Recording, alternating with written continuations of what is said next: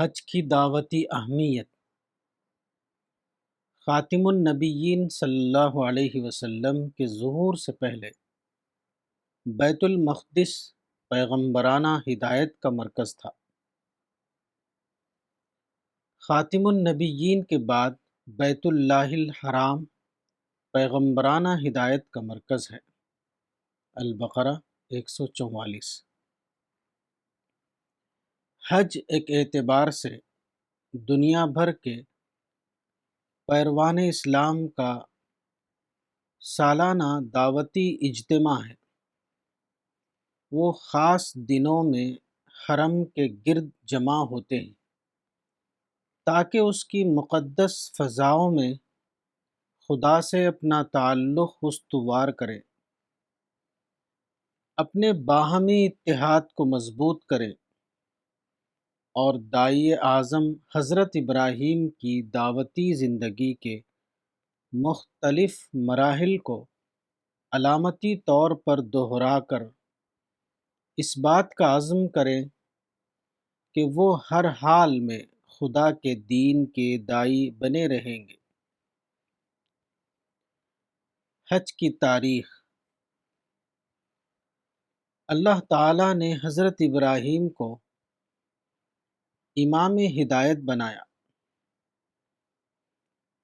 انی جاعلک للناس اماما، یعنی آپ کو اس مستقل کام کے لیے چنا کہ آپ کے ذریعے نبوت کا علم لوگوں تک برابر پہنچتا رہے۔ ابتدائی 2000 سال تک اس خدائی فیصلے کا ظہور آپ کے صاحبزادے اسحاق کی شاخ میں ہوا۔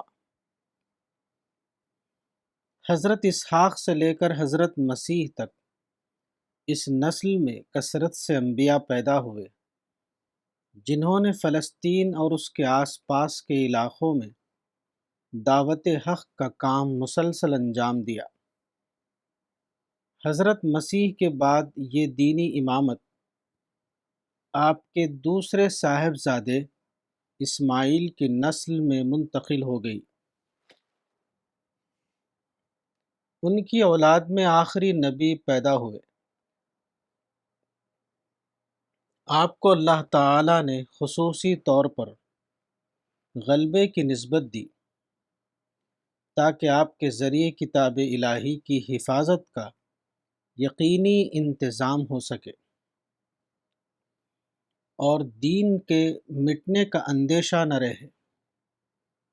یہی وہ چیز ہے جس کو قرآن میں اظہار دین لیظہرہ علی الدین کلہ کہا گیا ہے۔ عام پیغمبروں سے اصلاً صرف تبلیغ دین مطلوب تھی، اور پیغمبر آخر الزماں سے تبلیغ دین کے ساتھ اظہار دین بھی۔ اس مقصد کے لیے انسانوں کی ایک معاون جماعت درکار تھی جو تمام انسانی اوصاف سے متصف ہو۔ وہ پیغمبر آخر الزماں کا ساتھ دے کر اظہار دین کے منصوبے کو تکمیل تک پہنچائے۔ اسی جماعت کی تیاری کے لیے حضرت ابراہیم نے اپنی بیوی ہاجرہ اور اپنے لڑکے اسماعیل کو قدیم مکے کے غیر آباد اور خشک علاقے میں لا کر بسا دیا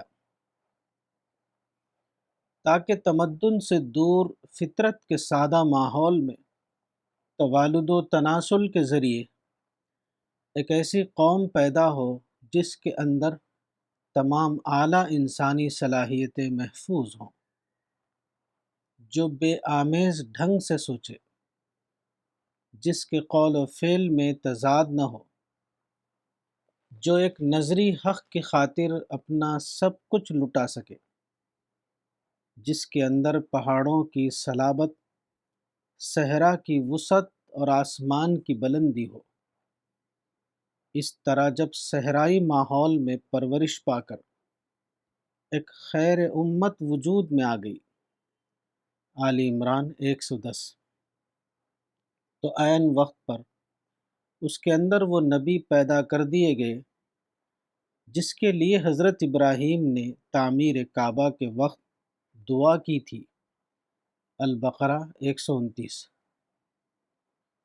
حضرت ابراہیم کی بیوی سارہ کے بطن سے خدا کو ایک پیغمبر پیدا کرنا تھا۔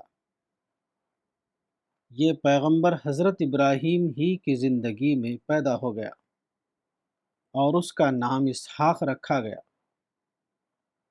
دوسری طرف حضرت ابراہیم نے مکے میں دعا کی کہ میرے لڑکے اسماعیل کی اولاد میں ایک نبی پیدا کر، تو اس دعا کی تکمیل میں 2000 سال سے زیادہ مدت لگی۔ اس فرق کی وجہ کیا تھی؟ اس کی وجہ دونوں کے تاریخی کردار کا فرق تھا۔ پیغمبر آخر الزماں کو اپنا مطلوبہ کردار ادا کرنے کے لیے ایک زندہ قوم درکار تھی۔ اس طرح کی قوم اسباب کے پردے میں بننے کے لیے 2000 سال سے زیادہ کی مدت لگ گئی۔ چنانچہ جب یہ قوم تیار ہو گئی تو آپ خدائی منصوبے کے مطابق پیدا کر دیے گئے۔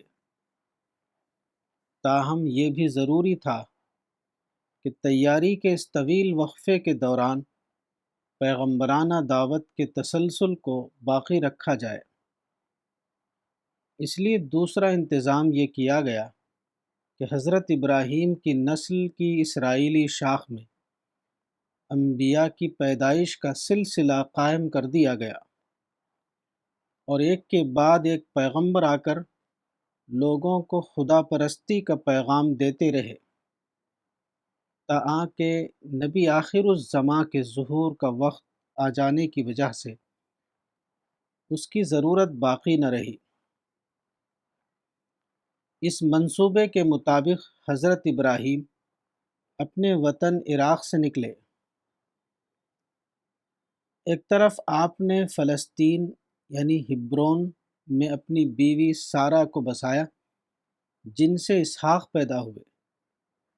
دوسری طرف آپ نے عرب یعنی مکے میں اپنی دوسری بیوی ہاجرہ اور ان کے لڑکے اسماعیل کو رکھا اور یہاں کعبے کی تعمیر کی۔ گویا حضرت ابراہیم کے ذریعے ہدایت عالم کی جو منصوبہ بندی کی گئی اس کے ابتدائی جز کا مرکز فلسطین تھا اور اس کے آخری جز کا مرکز حجاز۔ حضرت ابراہیم کے بعد اولاً فلسطین ہدایت الہی کا مرکز بنا۔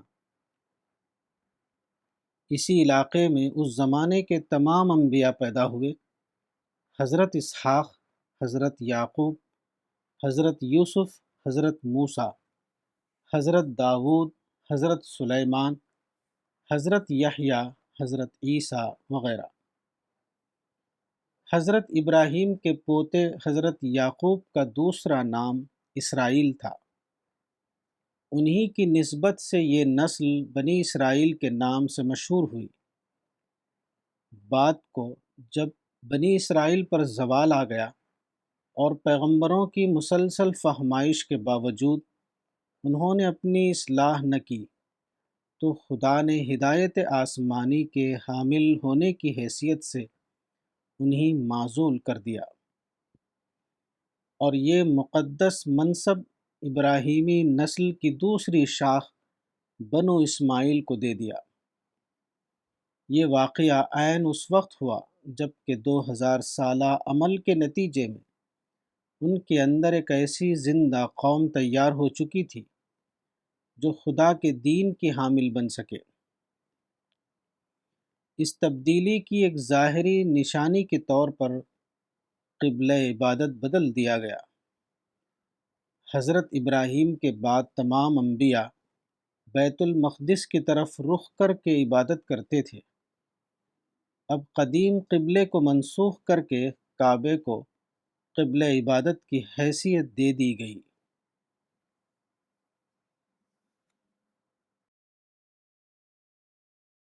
کتاب حقیقت حج، مولانا وحید الدین خان صفحہ نمبر 61۔